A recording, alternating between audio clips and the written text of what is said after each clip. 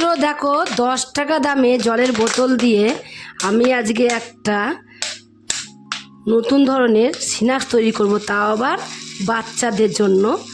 নতুন ধরনের স্ন্যাক্সটা আজকে আমি 10 টাকা দামের বোতল দিয়ে কিভাবে তৈরি করব, তোমরা প্রথম থেকে শেষ পর্যন্ত পুরো ভিডিওটাকে দেখতে থাকো। তার জন্য দেখো এখানে আমি কটা আলুকে সিদ্ধ করে নিয়েছি।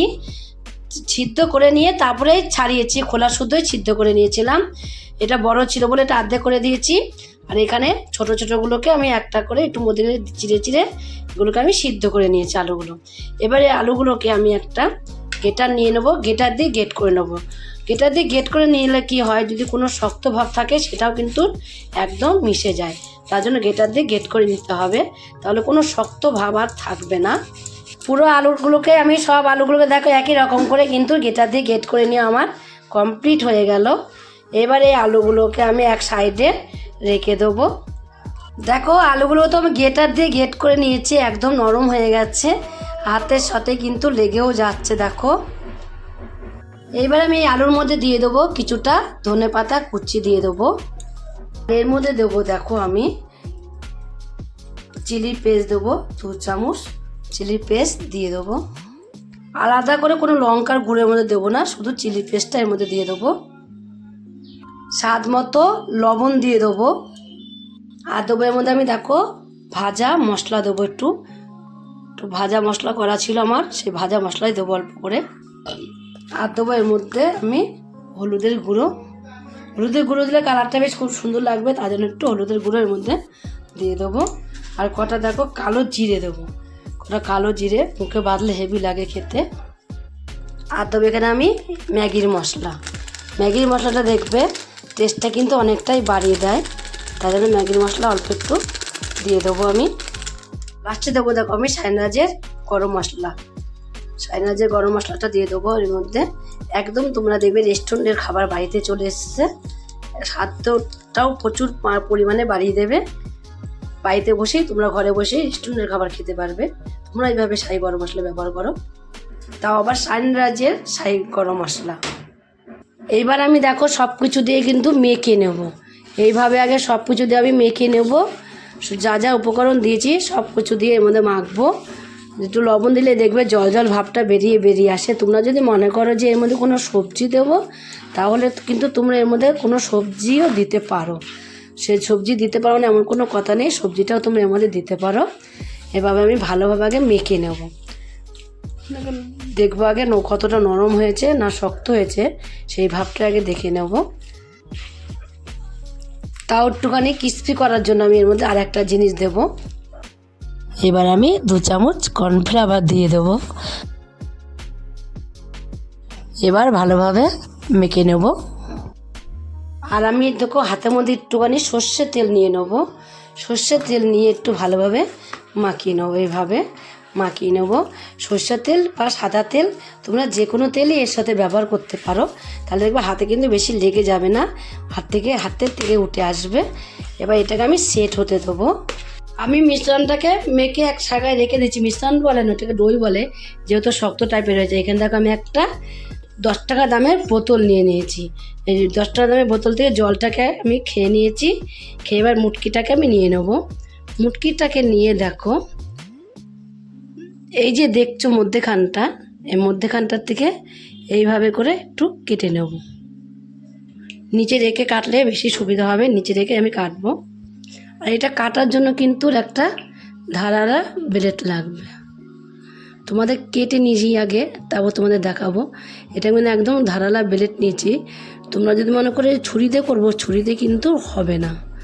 ছুরি দিয়ে করলে একদমই হবে না, আর ভালোও হবে না ছুরি দিয়ে করলে। এটা কিন্তু কাটা খুব রিস্ক। তোমরা কিন্তু একদম নতুন ব্লেড যেহেতু ঠিকঠাক করে ধরে নেবে, ধরে নিয়ে তারপর এটাকে কাটার চেষ্টা করবে। আর নতুন ব্লেড ছাড়া কিন্তু এটা কাটা ভালো হবেও না, আর শেপটাও কিন্তু সুন্দর হবে না। তোমরা যতই বলো না কেন শেপ সুন্দর আসবে না, কাটাটাও ভালো হবে না।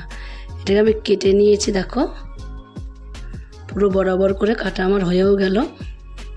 একটা পেন নিয়ে নিতে পারো, আমি ছাড়াশির মাথাটা নিয়ে নিয়েছি। মাথাটা নিয়ে এইভাবে আমি এটাকে উঠিয়ে দেবো।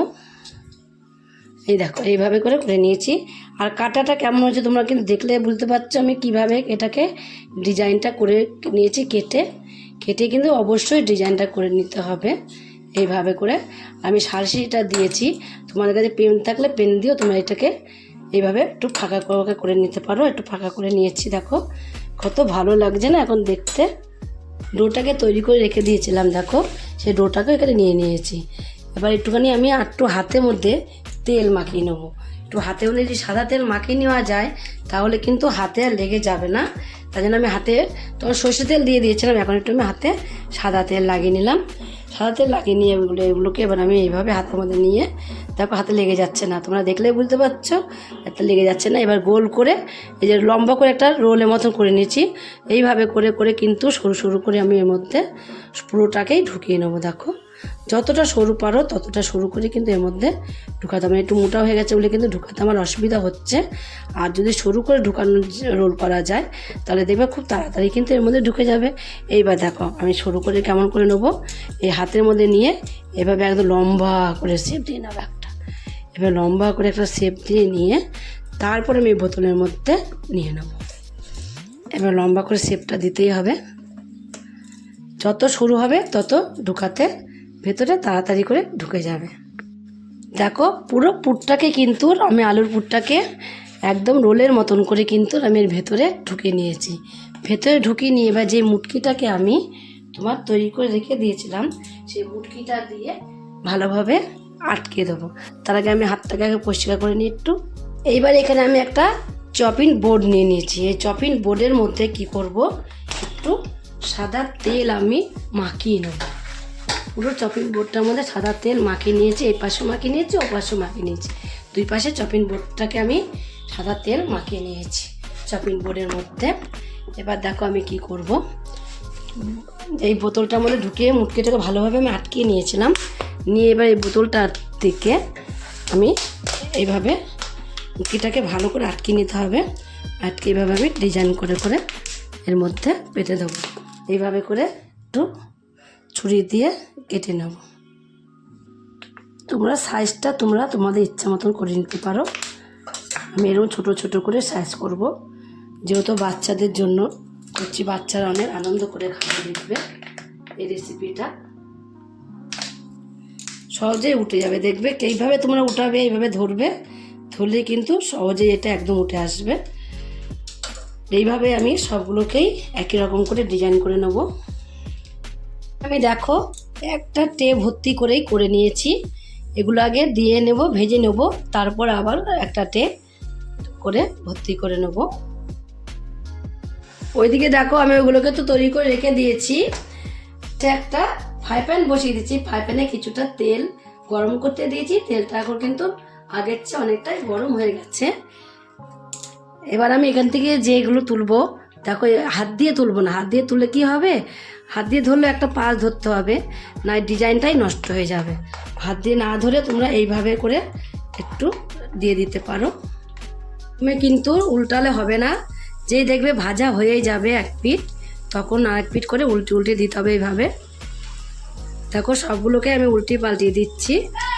যেগুলো আমি আগে দিয়েছি সেগুলো কিন্তু খুব সুন্দরভাবে হয়েছে। দেখো সবগুলো কিন্তু আমি দু পিঠই ভেজে নিয়েছি, দু পিঠই ভালোভাবে ভাজা হয়ে গেছে। আর এই ভাজতে কিন্তু বেশিক্ষণ টাইম লাগে না, কিছুক্ষণের মধ্যে টাইম হয়ে যায়। আর বেশি পুরা পুরা করে ভাজলে কিন্তু ভালো লাগবে না। যে একটু দেখবে হালকা করে ভাজা হয়ে গেছে তখনই কিন্তু এভাবে তুলে নেবে। এবার আমি সবগুলোকেই তুলে নেব, ঝাঁঝরি হাতার মধ্যে তুলে নেব। কত সুন্দর লাগছে ডিজাইনটা, দেখো তোমরা শুধু ডিজাইনটা দেখলে কিন্তু তোমাদের মনটা ভরে যাবে। আরেকটা কথা বলে দিই তোমাদের আমি, এটার মধ্যে কিন্তু এই মিশ্রণটার মধ্যে কিন্তু 2 চামচ কর্নফ্লাওয়ার তোমরা দেবে অবশ্যই, না কিন্তু ভাজার সময় ভালো ভাজা হয়ে যাবে না, সব ভেঙে ভেঙে যাবে। আমি কিন্তু আগের থেকেই কর্নফ্লাওয়ার দিয়েছিলাম, তোমাদের সেটা বলা হয়নি,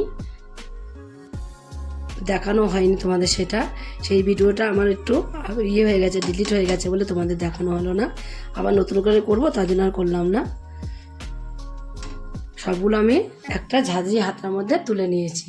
তুলে নিয়ে এবার আমি এগুলোকে নামিয়ে দেবো। তোমাদের আমি আর এক রকম করেও ডিজাইন করা দেখিয়ে দিচ্ছি। কীভাবে তোমরা ভাজবে দেখো। তোমরা যদি মনে করো আলাদা করে নেবো না, বোতলটাকে নেবে এইভাবে, বোতলটাকে নিয়ে বোতলটাকে নিচে এইভাবে তোমরা চেপে ধরবে যেভাবে করছিলে, আর এইভাবে কাঁচি দিয়ে কেটে দেবে। তাহলে ডিজাইনটা কিন্তু তোমাদের এক ফোঁটাও নষ্ট হবে না। দেখেছো, একটা ফোঁটা যেমন ডিজাইন তেমনই থাকবে, আর তোমাদের আলাদা করে ওই টাইমটাও নষ্ট হবে না।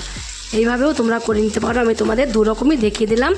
তোমরা যে যেরকম সুবিধায় তৈরি করতে পারো সে সেইভাবে এই স্ন্যাক্সটা তৈরি করবে।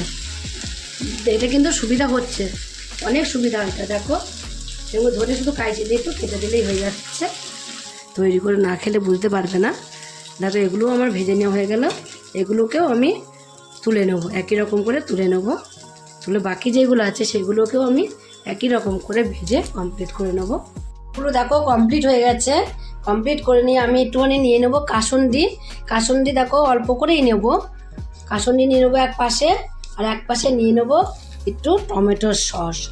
এই টমেটো সস দিয়ে আর কাসুন্দি দিয়ে তোমরা যদি একদিন স্ন্যাক্সটা তৈরি করে খাও, তাহলেই তোমরা বুঝতে পারবে যে কতটা সুন্দর লাগছে খেতে। না খেলে বুঝবে না যে কতটা সুন্দর লাগছে। দেখলে কোনো দিনও বোঝা যায় না কোনো কিছু, আগে খেতে হয় তারপরে বুঝতে হয়। তোমরা যদি এইভাবে খেয়ে দেখো একদিন, যদি রেসিপিটা তোমাদের কাছে ভালো লাগে। তোমরা যদি ফেসবুক থেকে দেখো, ফেসবুকের পেজটি ফলো করে দেবে। যদি ইউটিউব থেকে দেখো, ইউটিউবের চ্যানেলটি সাবস্ক্রাইব করে দেবে। পাশে থাকা বেল আইকনটি এটা প্রেস করতে ভুলবে না, তাহলে নতুন নতুন রেসিপিগুলো তোমাদের কাছে তাড়াতাড়ি পৌঁছে যাবে। আর আমার চ্যানেলে নতুন বন্ধু থাকো, সাবস্ক্রাইব করেনি প্লিজ সাবস্ক্রাইবটা করে দেবে। সবার আগে তোমাদের কাছে নোটিফিকেশন ঢুকে যাবে।